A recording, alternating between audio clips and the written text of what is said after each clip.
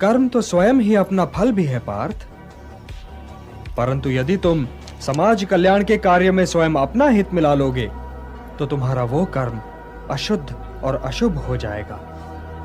इसलिए हे पार्थ, निष्काम कर्म के मार्ग पर चलो, क्योंकि कर्म फल तो तुम्हारे वश में है ही नहीं। इसलिए केवल कर्म करो और कर्म फल की इच्छा न करो। किंतु निष्काम कर्म कैसे संभव है वासुदेव? फल का ज्ञान ही तो कर्म करवाता है, और यदि दृष्टि फल से ही हट जाए तो कोई कर्म करेगा ही क्यों? कोई कर्म इसलिए करेगा पार्थ कि कर्म के बिना तो जीवन संभव ही नहीं। कर्मण्येवाधिकारस्ते मा फलेषु कदाचन मा कर्म फल हेतुर्भूः माते संगोस्त्वा कर्मणि।